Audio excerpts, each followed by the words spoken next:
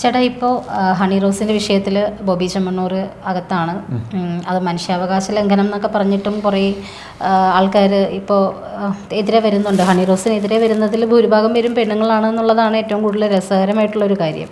Honey റോസിനെതിരെ സംസാരിക്കുന്നത് നമ്മളൊരു പൊതുജനാഭിപ്രായം എടുത്തു കഴിഞ്ഞാൽ ഹണി റോസിനെതിരെ വരുന്നതിൽ ഭൂരിഭാഗവും പെണ്ണുങ്ങൾ തന്നെയാണ്. അതെ.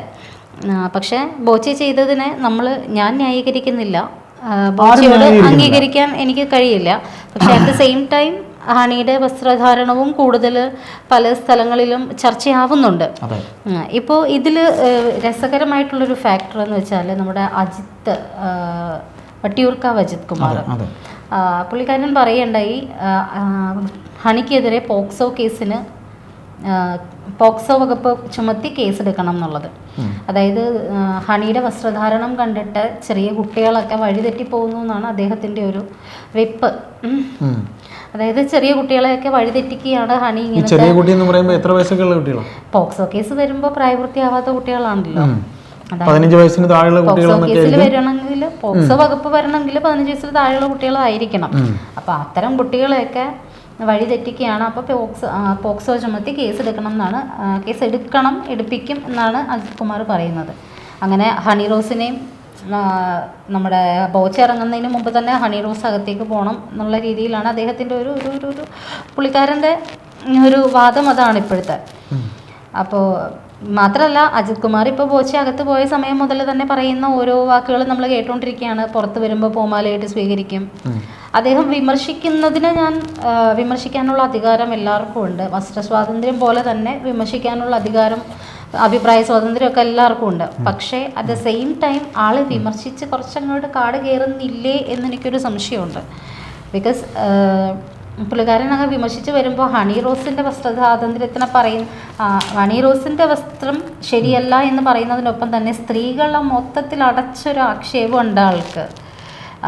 അതൊക്കെ എത്രത്തോളം ശരിയാകും? ഇനി ഹണി റോസ് പറഞ്ഞതുപോലെ നമ്മുടെ ബോച്ചയുടെ അതേ മാനസികാവസ്ഥയുള്ള ബാക്കി ഞരമ്പന്മാരെല്ലാം അകത്തേക്ക് പോകും എന്നാണ് ഹണി റോസ് വന്നിരിക്കുന്നത് താക്കീത്. അങ്ങനെ വരുവാണെങ്കിൽ അജിത് കുമാറും ഒന്ന് സൂക്ഷിക്കുന്നത് നന്നായിരിക്കും എന്നെനിക്ക് തോന്നുന്നുണ്ട്. പറയുന്നത് ചില സമയങ്ങളിൽ അതിന് വിടുന്നില്ലേ എന്ന് എവിടേക്കോ തോന്നുന്നു. ഞാൻ ആരുടെയും അഭിപ്രായ സ്വാതന്ത്ര്യത്തിൽ ഞാൻ കൈകടത്തുന്നില്ല. പക്ഷെ എവിടേക്കോ അതിന് വിടുന്നില്ലേ എന്നൊരു തോന്നൽ എനിക്ക് തോന്നി തുടങ്ങുന്നതുകൊണ്ട് അതൊന്ന് സൂചിപ്പിക്കുന്നത് മാത്രം. ചേട്ടനത് കേട്ടിട്ട് എന്താ തോന്നിയത്? അല്ല, അജിത് കുമാറിൻ്റെ ഈ പ്രസ്താവന എനിക്ക് അതിനോട് യോജിപ്പൊന്നുമില്ല. അജിത് കുമാർ ഒരു സ്ത്രീ വിരുദ്ധനാണ്. സ്ത്രീകളെ മൊത്തത്തിൽ നമ്മൾ ഒരു വ്യക്തിയെ കണ്ടുകൊണ്ട് ഒരു സമൂഹത്തെ മൊത്തം വിമർശിക്കുന്നതിനോട് എനിക്ക് താല്പര്യമില്ല. അജിത് കുമാർ നിരവധി കേസുകൾ, ഇപ്പോൾ പൾസർ സുനി ഇറങ്ങിയപ്പോഴും അജിത് കുമാർ മാലയിട്ട് സ്വീകരിച്ചതാണ്. അപ്പോൾ അങ്ങനെയുള്ള കുറ്റവാളികളെയൊക്കെ ഇപ്പോൾ പൾസർ സുനിയെ സ്വീകരിച്ച ആ കേസ്, അത് കഴിഞ്ഞ് ഇപ്പോൾ ഈ കേസ്, ഈ പറയുന്ന ബോബി ചെമ്മണ്ണൂരിൻ്റെ കേസ്, അതായത് നമ്മൾ ഈ സമൂഹത്തിൽ ഇത്തരം പദപ്രയോഗങ്ങൾ ഉണ്ടാകുന്നതും ഇങ്ങനെ സംസാരിക്കുന്നതും അതിലൊരു സുഖം കണ്ടെത്തുന്നതും അത് പുരുഷനായാലും അതിന് ആരായാലും അതൊക്കെ ഈ ലോകമുണ്ടായ കാലം മുതൽ ഉള്ളത് തന്നെയാണ്. പക്ഷെ അജിത് കുമാറിൻ്റെ ആ സ്റ്റേറ്റ്മെൻറ്റിൽ അജിത് കുമാർ ഒരു സ്ത്രീ സമൂഹത്തെ ആകെ മൊത്തം അങ്ങനെ വിമർശിക്കുന്നത്, അജിത് കുമാർ അങ്ങനെ ഒരു സ്ത്രീ വിരുദ്ധ പരാമർശത്തിൻ്റെ ആളാണ്. അതുകൊണ്ട് അതിനോട് എല്ലാവർക്കും അങ്ങനെ യോജിപ്പുണ്ടാവണമെന്നില്ല. അദ്ദേഹം മാലയിട്ട് സ്വീകരിക്കട്ടെ. അദ്ദേഹം പൾസർ സുനിയെ സ്വീകരിച്ചതാണ്. അദ്ദേഹം ബോബി ചെമ്മണ്ണൂരിനെയും സ്വീകരിക്കട്ടെ.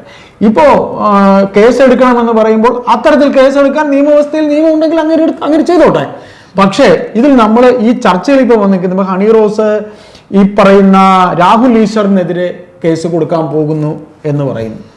ഇതിൽ ഒരു വിഷയം എന്ന് പറയുന്നത്, ഇപ്പൊ സ്ത്രീ ആയാലും പുരുഷനായാലും ഇപ്പൊ സമൂഹത്തിൽ അറിയപ്പെടുന്ന ഒരു വ്യക്തിയാകുമ്പോൾ അവരുടെ വസ്ത്രധാരണത്തിൽ ചിലപ്പോൾ ഇപ്പം ഹണി റോസിനെ പോലെയോ അല്ലെങ്കിൽ അവരെ കുറ്റം പറഞ്ഞ ബോബി ചെമ്മണ്ണൂരിനെ പോലെയോ ആണെങ്കിലും അവർ ഒരു സ്റ്റാർ ആകുമ്പോൾ അവരുടെ കോസ്റ്റ്യൂമിലൊക്കെ ചിലപ്പോൾ പബ്ലിക്, ഇപ്പം ലാലേട്ടൻ ആ കൂളിംഗ് ഗ്ലാസ് വെച്ച് നടന്നപ്പോൾ നല്ല ഭംഗിയായിരുന്നു.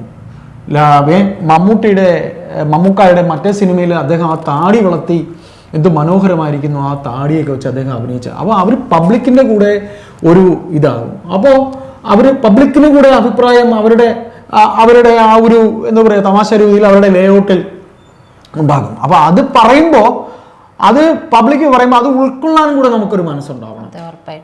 ലാലേട്ടൻ ഈ ദീക്ഷ വെച്ചിരിക്കുന്നത് മറ്റേ നമ്മുടെ ആ സിനിമയുടെ പേരെന്താ, അദ്ദേഹം പുലിയെ പിടിക്കാൻ നടക്കുന്ന പുലിമുരുകനിലെ അദ്ദേഹത്തിന്റെ മീശ ഭയങ്കരമായിരുന്നു എന്നൊക്കെ പറയുമ്പോൾ അത് ലാലേട്ട ഉടൻ തന്നെ എനിക്കിഷ്ടമുള്ള മീശ ഞാൻ വെക്കും എന്ന് അദ്ദേഹം തിരിച്ചു പറയില്ല. അപ്പോൾ ഇത്തരത്തിൽ ഒരു സാംസ്കാരിക ലോകത്ത് അറിയപ്പെടുന്ന ഒരു വ്യക്തിയാകുമ്പോൾ ഇത്തരത്തിൽ അവരെ വഷളൻ വർത്തമാനം പറഞ്ഞു എന്നുണ്ടെങ്കിൽ അത് പ്രത്യേകിച്ച് ആ സിനിമയുടെ ഭാഗമല്ല. അദ്ദേഹം ഒരു ഇനാഗുറേഷന് വിളിച്ചു, അത് ഒരു തവണയല്ല നിരവധി തവണ വന്നു, അത് പബ്ലിക് ഡൊമൈനിൽ വന്നു ചർച്ചയായപ്പോഴാണ് അവർ പ്രതികരിച്ചത്. അത് ആരായാലും പ്രതികരിക്കും. ഇപ്പൊ പുരുഷനാവുമ്പോൾ അത് വിഷയമല്ല, അത് പ്രതികരിക്കണം. ആ പ്രതികരണത്തിൽ അർത്ഥമുണ്ടായി.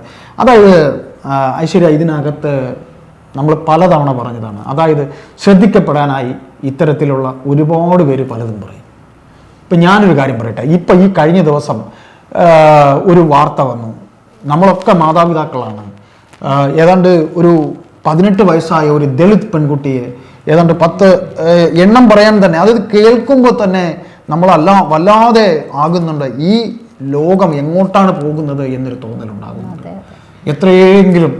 എത്രയെങ്കിലും അത് ആ പെൺകുട്ടി ഇപ്പോഴാണ് അത് വിളിച്ചു പറയുന്നത്. അതിൽ അങ്ങനെയുള്ള ഒരു ഇതിലേക്ക് നമ്മുടെ ലോകം പോയിക്കൊണ്ടിരിക്കുന്ന ഒരു അവസരത്തിൽ ഈ വിഷയങ്ങളും ഒക്കെ ചർച്ചയാകുമ്പോൾ ഒരു വല്ലാത്ത അവസ്ഥയിലേക്കാണ് നമ്മൾ പോകുന്നത്.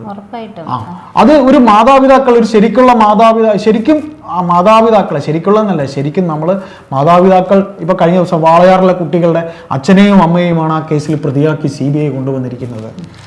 കവിയൂർ കേസിലും നടന്നത് അത് തന്നെയാണ്. കവിയൂർ കേസിൽ ആ അച്ഛനെ പ്രതിയാക്കി. അത് ഭയങ്കര ഒരു ട്വിസ്റ്റാണ് സംഭവിച്ചത്. ഒരു കുടുംബത്തിലെ 5 പേരും ആത്മഹത്യ ചെയ്തു എന്ന് പറയുന്നു. രാവിലെ മരിച്ചു കിടക്കുന്നത് കാണുന്നു. അവിടേക്ക് വരുന്ന ശ്രീമതി ടീച്ചർ, ആള് കൂടി വരുമ്പോൾ ശ്രീമതി ടീച്ചർ ഒറ്റയടിക്ക് വന്നിട്ട് അങ്ങോട്ട് 5 പേര് മരിച്ചു. അതിൽ ആ കുട്ടി മാത്രം, പെർട്ടിക്കുലർ കുട്ടി, നമ്മുടെ അനഘ നമ്പൂതിരി, അനഘ പീഡിപ്പിക്കപ്പെട്ടിട്ടില്ല, അവള് വിർജിൻ ആണ് എന്ന് വെറുതെ ഒരു സ്റ്റേറ്റ്മെന്റ് നടത്തുന്നു.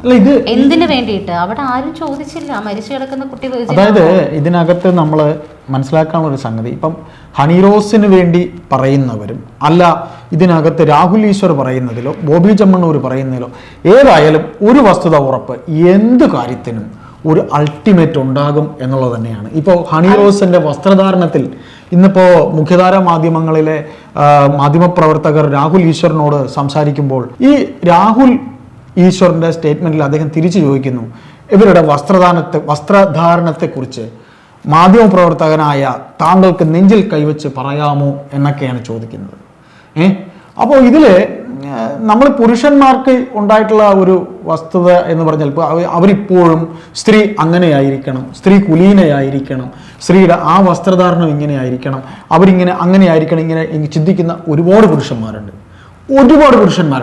ഇതിനെയൊക്കെ ഖണ്ഡിച്ചുകൊണ്ട് മാധ്യമങ്ങളിലൂടെ സംസാരിക്കുന്ന മാധ്യമപ്രവർത്തകരും അവരുടെ തന്നെ കുടുംബത്തിൽ ഒരു പരിധി വരെ നമ്മുടെ കൺമുന്നിൽ നമ്മുടെ മക്കളോ നമ്മുടെ ഭാര്യയോ നമ്മളിങ്ങനെ പലരെയും വിമർശിക്കുന്നവരാണ്, നമ്മൾ പലരെയും കേൾക്കുന്നവരാണ്, പലതും കാണുന്നവരാണ്. നമുക്ക് കണ്ടിട്ട് വിമർശിക്കപ്പെടേണ്ടതാണെങ്കിൽ അവർ വിമർശിക്കില്ലേ എന്നൊരു ചോദ്യം കൂടെ നമുക്ക് ചോദിക്കാനുണ്ട്. ഞാനാണെങ്കിൽ വിമർശിക്കും. എൻ്റെ മക്കളോ എൻ്റെ ഭാര്യയോ ഇടുന്ന വസ്ത്രധാരണത്തിൽ ഞാൻ കാണുമ്പോൾ ഈ സമൂഹം അങ്ങനെ കണ്ടാലോ അത് എൻ്റെ അവകാശമാണ്, ഞാൻ ചോദിക്കും. സമൂഹത്തിലുള്ളവർ അതിൽ ഇടപെടേണ്ട കാര്യമുണ്ടോ എന്ന് എനിക്ക് തോന്നുന്നില്ല. അത് അവർ കണ്ടിട്ട് അവർ ഇങ്ങനെ സംസാരിച്ചു എന്ന് എന്നോട് പറയുക, എൻ്റെ ഭാര്യയോ എൻ്റെ മക്കളോ പറയുകയാണെങ്കിൽ മക്കളെ ആ പറഞ്ഞതിൽ തെറ്റുണ്ട് എന്ന് ഞാൻ ചിലപ്പോൾ പറയും. അത് അവർ പറഞ്ഞത് ശരിയാണ്, അങ്ങനെ ആയിരുന്നത് നല്ലതാണ് എന്ന് പറയും. അത് എൻ്റെ ഒരു വീക്ഷണമാണ്, ഇത് എൻ്റെ വീക്ഷണമാണ്. ഞാൻ എൻ്റെ വീട്ടിൽ, എൻ്റെ ചുരുക്കം ഇങ്ങനെയുള്ളൂ, ഞാൻ എൻ്റെ വീട്ടിൽ എൻ്റെ കുടുംബത്തിൽ എൻ്റെ സ്ത്രീകളെ ഞാൻ അവരോട് ഇങ്ങനെയൊക്കെ ആണെങ്കിൽ അത് മോശമാണ് എന്ന് ഞാൻ പറയും. അത് കേൾക്കാൻ അവർ ബാധ്യസ്ഥരാണ്, അവർ കേൾക്കാൻ അവർ സമ്മതിക്കുകയാണ്, അവരതനുസരിച്ച് പോകുമെന്ന് അവരൊരു സ്വയം ബോധം കൂടെ വേണം. ആ ഒരു ആണായാലും പെണ്ണായാലും ഈ പറയുന്ന വസ്ത്രധാരണം മുതൽ തങ്ങളുടെ ഓരോ പ്രവൃത്തിയിലും തങ്ങൾ ചെയ്യുന്നതിൽ ഒരു സ്വയംബോധം ഉണ്ടെങ്കിൽ ഈ വിഷയം അതിനെ നിസ്സാരവൽക്കരിച്ച് കളയാനേ ഉള്ളൂ. ഈ അജിത് കുമാർ കാര്യം ബാക്കി പറഞ്ഞതിനോടൊക്കെ ഞാൻ വിയോജിപ്പ് പറയുന്നുണ്ടെങ്കിലും ഒരു കാര്യം അദ്ദേഹം പറഞ്ഞതിൽ എനിക്ക് ടച്ചിങ് ആയിട്ട് തോന്നിയൊരു കാര്യം, വീട്ടിലിടേണ്ടത് വീട്ടിലിടണം, ബെഡ്റൂമിൽ ഇടേണ്ടത് ബെഡ്റൂമിലിടണം, അടുക്കളയിൽ ഇടേണ്ടത് അടുക്കളയിലിടണം, നടുറോട്ടിലിടേണ്ടത് നടുറോട്ടിലിടണം. സമയം കൊടുത്തു, എല്ലാ കാര്യങ്ങളും അറേഞ്ച് ചെയ്താണ് കാര്യങ്ങൾ ചെയ്തത്. പക്ഷെ ഇവിടെ അതുണ്ടായില്ല, അതൊരു ഖേദകരം തന്നെയാണ്. തീർച്ചയായിട്ടും അവരുടെ വസ്ത്രധാരണമാണ് ഈ സമൂഹത്തിന് ദോഷമെന്ന് പറഞ്ഞത്. ഞാൻ ഈ നമ്മുടെ പുതുതലമുറയ്ക്കും നമ്മുടെ സമൂഹത്തിനും നമ്മുടെ സംസ്കാരത്തിനും ഒക്കെ ഒരു വെല്ലുവിളി തന്നെയാണ് ഇവരെ പോലുള്ളവരെ പോക്സോ കേസ് എടുത്ത് ജയിലിൽ അടയ്ക്കണം, ഒരു മാറ്റമില്ല. ഇതുപോലുള്ള സ്ത്രീകളെ ഇങ്ങനെ ഇറങ്ങാൻ പാടില്ല. വസ്ത്രധാരണം അവരുടെ സ്വാതന്ത്ര്യം എന്ന് പറഞ്ഞിട്ട് എന്ത് തോന്നിയാസം കാണിക്കാൻ പറ്റില്ല. ബെഡ്റൂമിലിടേണ്ടത് ബെഡ്റൂമിലിടണം, വീട്ടിൽ ഉപയോഗിക്കേണ്ട സാധനം വീട്ടിലിടണം. നാട്ടിലിറങ്ങുമ്പോൾ മാന്യമായിട്ടുള്ള വസ്ത്രധാരണം ആയിരിക്കണം. അല്ലെങ്കിൽ ചെവിക്കല്ലേ അടിച്ചു പൊട്ടിക്കേണ്ട സ്ഥിതി ഇവിടെ ഉണ്ടാവണം. അത് പെമ്പിള്ളേർ തന്നെ ഇറങ്ങണം എന്നാണ് എന്റെ അഭിപ്രായം. വസ്ത്രധാരണം സ്ത്രീകളുടെ സ്വാതന്ത്ര്യം എന്ന് പറഞ്ഞിട്ട് ഇവിടെ എന്ത് തോന്നിയാസമാണ് കാണിക്കുന്നത്? പണ്ട് കാലത്ത് പാശ്ചാത്യ നാടുകളില് അവിടെ ഉണ്ടാകുന്ന എന്ത് സംസ്കാരവും അവിടുത്തെ എന്തും ഇവിടെ മലയാളികൾ കണ്ടു കഴിഞ്ഞാൽ ആദ്യം കേരളത്തിൽ കൊണ്ടാക്കി നടപ്പിലാക്കുക എന്ന് പറഞ്ഞാൽ നാണവും മാനവും വേണ്ടേ ഈ സ്ത്രീകളോട്? ഇങ്ങനെ നടക്കുന്ന സ്ത്രീകളോടാണ് പറയുന്നത്, നിങ്ങളുടെ ശരീരത്തിന് നിങ്ങൾ എന്ത് വിലയാണ് കൊടുക്കുന്നത്? നമ്മള് എന്താ പറയാ, വിലയോട് കൂടിയിട്ട് ഒരു അമൂല്യമായിട്ടുള്ള ഒരു നിധിയാണെങ്കിൽ നമ്മളെ ഏത് രീതിയിൽ സൂക്ഷിക്കും? പൊതിഞ്ഞല്ലേ നമ്മളത് സൂക്ഷിക്കത്തുള്ളൂ. നമ്മുടെ ശരീരം മറ്റുള്ളവർ കാണണം. ഈ പണ്ട് കാലത്തൊക്കെയാണ് ഈ ബ്ലൂ ഫിലിം കാണാൻ വേണ്ടിയിട്ടൊക്കെ ഒരുപാട് പേര് പഴയ കാലത്തുള്ളവർ നിന്നിട്ടുണ്ട്. ഇന്ന് ആ സാധനങ്ങൾ നമ്മൾ റോഡിലേക്ക് ഇറങ്ങിയാൽ മതി, എല്ലാം എന്ത് വേണമെങ്കിലും കാണാമെന്നുള്ളൊരു അവസ്ഥയായിട്ട് മാറിയിട്ടുണ്ട്. ഒരു 3 ഭാഗം ഒഴിച്ചാൽ 3 പോയിന്റുകൾ ഒഴിച്ചാൽ ബാക്കി എല്ലാം. ഐശ്വര്യ, നമ്മൾ ഇന്നലെ സംസാരിച്ചപ്പോഴും പറഞ്ഞതാണ്, നമ്മൾ അമ്പലത്തിൽ പോകുന്ന ഹണിറോസ് പറയുന്നുണ്ട്, അമ്പലത്തില് തന്ത്രി പൂജാരി ആവാത്തത് നന്നായി. അത് രാഹുലിനെ കുറിച്ച് രാഹുൽ പറയുന്നത് പോലെ അമ്പലങ്ങളിൽ ഉണ്ടല്ലോ ചേട്ടാ, നമ്മൾക്ക് ഡ്രസ് കോഡ് ഉണ്ടല്ലോ, അമ്പലങ്ങളിൽ ഡ്രസ് കോഡ്. മുടി പോലും പിരിത്തിട്ട് നിൽക്കരുതെന്ന് എഴുതി വെച്ചിരിക്കുന്ന നിറയെ മുടിത്തുമ്പ് കെട്ടിയിട്ട് നിൽക്കണം എന്ന് എഴുതി വെച്ചിരിക്കുന്ന ബോർഡ് വരെ നിരവധി ക്ഷേത്രങ്ങളിൽ കണ്ടിട്ടുണ്ട്. ഇപ്പൊ നമ്മൾ തിരുവാതിര വ്രതം കഴിയുമ്പോഴാണെങ്കിലും, ഇപ്പൊ തിരുവാതിര നോയമ്പ് ഇപ്പൊ തിരുവാതിരയാണല്ലോ, അപ്പൊ തിരുവാതിര നോയമ്പ് എടുക്കുമ്പോഴാണെങ്കിലും നമ്മൾ കോടി വസ്ത്രം അല്ലെങ്കിൽ നനഞ്ഞ വസ്ത്രം അതൊക്കെ ഉപയോഗിക്കണം. അങ്ങനെ വസ്ത്രത്തിന്റെ കാര്യങ്ങളിലും കൃത്യമായ നിഷ്ഠകളും ചര്യകളും ഒക്കെ പറഞ്ഞു വെച്ചിട്ട് ചില ആചാര മര്യാദകൾ ചിലയിടങ്ങളിൽ പാലിക്കണം. ക്ഷേത്രങ്ങളിലെ സ്ത്രീകൾക്ക് അറിയാമല്ലോ, അത് ഞാൻ പറയേണ്ട കാര്യമില്ല. ഒരു സ്ത്രീകൾക്ക് ആ മാസം തോറും അങ്ങനെയുള്ള കുറച്ച് വിഷയങ്ങളൊക്കെ ഉള്ളവർ അത് കഴിഞ്ഞ ശേഷമേ ക്ഷേത്രത്തിലേക്ക് കയറാവൂ. അങ്ങനെയാണ് അവിടുത്തെ വിഗ്രഹത്തിന്റെ പൂജ കാര്യങ്ങൾ വർഷങ്ങളായിട്ട് മനുഷ്യനുണ്ടായ കാലം മുതൽ ഉണ്ടായിട്ടുള്ളതാണ്. പിന്നെ ഇതിൽ നമ്മൾ ഒരു കാര്യം കൂടെ പറയേണ്ടി വരും, ഐശ്വര്യം മനസ്സിലാക്കാനുള്ളത്. അതായത് ഒരു കാലത്ത് ഈ സമൂഹത്തിലെ മേൽ വസ്ത്രം ധരിക്കാതെ സ്ത്രീകൾ നടന്നതിൻ്റെ പേരിൽ മേൽ വസ്ത്രം ധരിക്കണം എന്ന് പറഞ്ഞ് ഇവിടെ സമരമുണ്ടായ ഒരു ലോകമാണ് ഈ ലോകം. അവിടെ മേൽ വസ്ത്രം ധരിക്കുന്നതിലോ അല്ലെങ്കിൽ വസ്ത്രധാരണത്തിലോ ഈ ഉണ്ടാകുന്ന വിപ്ലവം നമ്മൾ കേട്ടു നോക്കുമ്പോൾ ഇത് എന്ത് വിപ്ലവമാണെന്ന് ഒരു പിടിയും കിട്ടുന്നില്ല.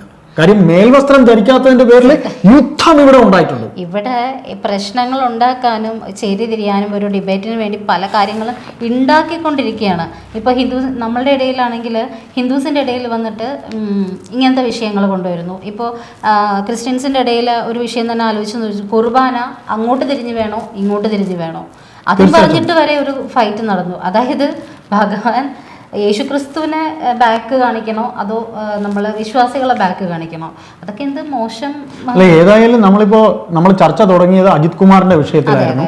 അജിത് കുമാറിന് പൂമാല ഇടാനുള്ള ഇതുണ്ട്. അജിത് കുമാർ പൂമാല ഇടട്ടെ, അജിത് കുമാർ ചെയ്തോട്ടെ. പക്ഷെ ഇതില് ഒരു സ്ത്രീ എന്ന രീതിയിൽ ഐശ്വര്യ പറയുന്നു, ഒരു പെൺകുട്ടി അല്ലെങ്കിൽ ഒരു സ്ത്രീ സമൂഹത്തിന് കൂടെ നിൽക്കുന്ന ഇപ്പോഴത്തെ ഈ കാലത്ത് നിൽക്കുന്ന ഒരു വ്യക്തി എന്ന രീതിയിൽ അദ്ദേഹം പറഞ്ഞ ആ ഒരു കാര്യത്തിൽ എന്താണ് പറയാനുള്ളത്? ഹണിറോസിനോട് എനിക്ക് ഹണിറോസിന്റെ നിയമ പോരാട്ടത്തിന് മുഴുവൻ പിന്തുണയാണ് കൊടുക്കുന്നത്.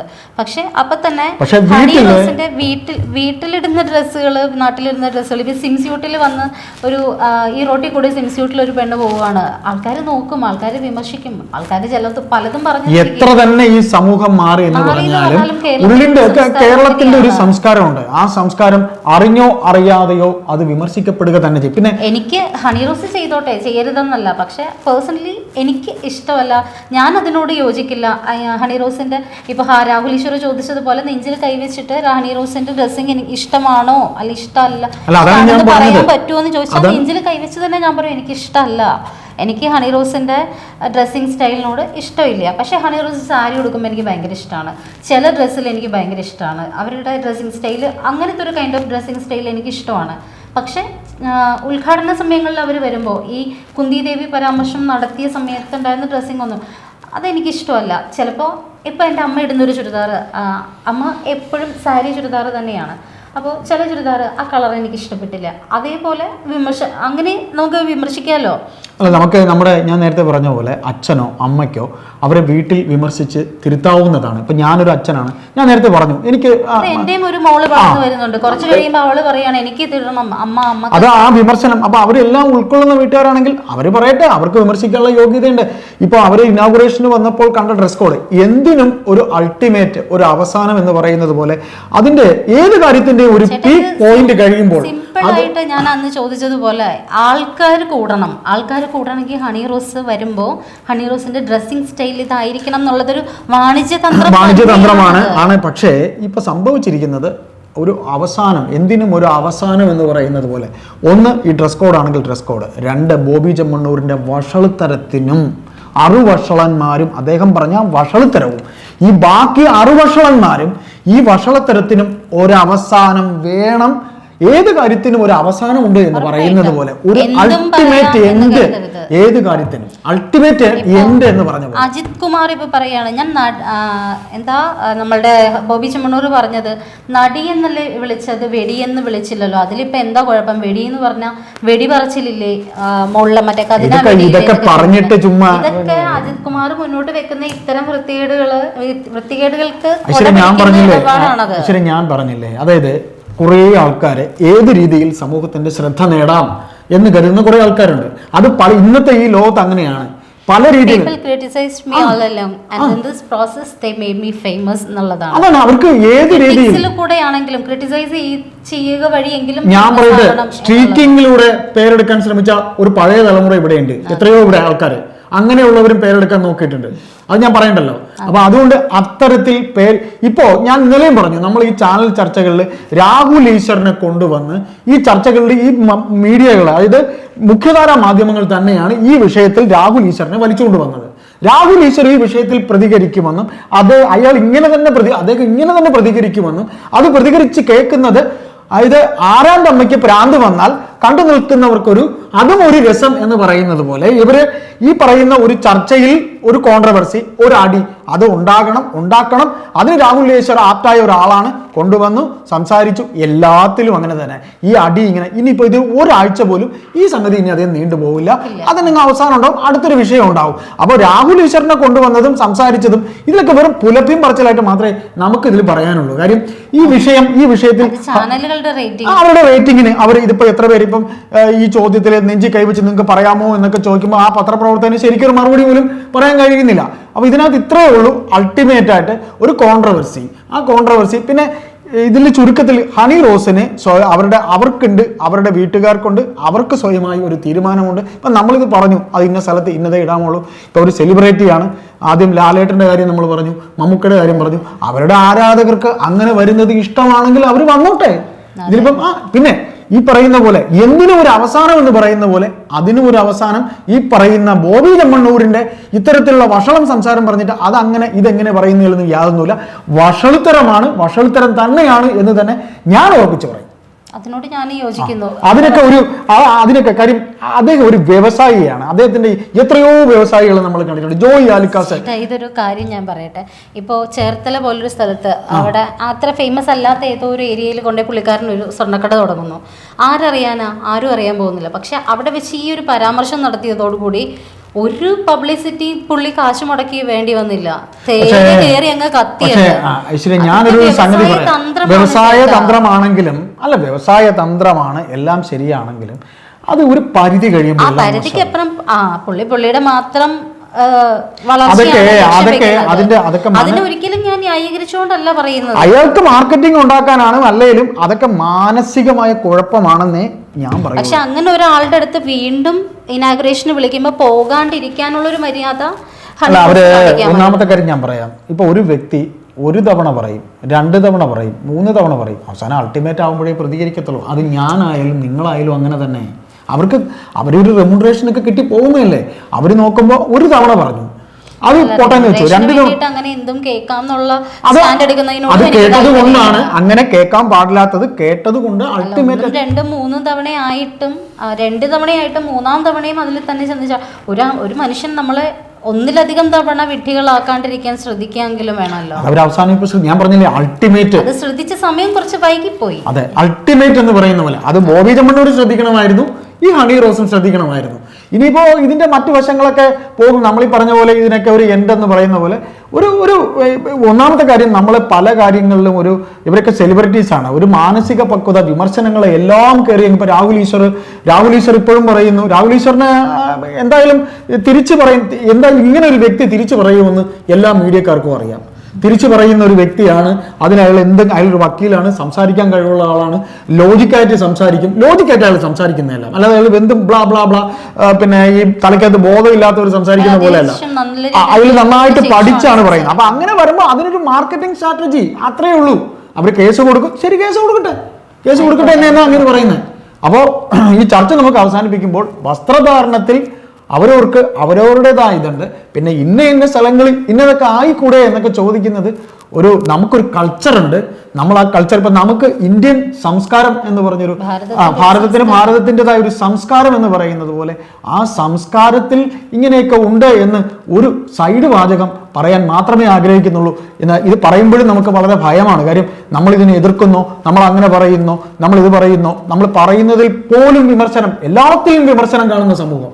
അതുകൊണ്ട് ഇങ്ങനെയൊക്കെയാണ് നമ്മുടെ സമൂഹത്തിൽ നമ്മുടെ സംസ്കാരം. അതുകൊണ്ട് ഇങ്ങനെയൊക്കെ പോയാൽ നല്ലതായിരിക്കും എന്ന് കൂപ്പ് കൈയിലൂടെ പറയാനേ എനിക്ക് കഴിയുള്ളൂ.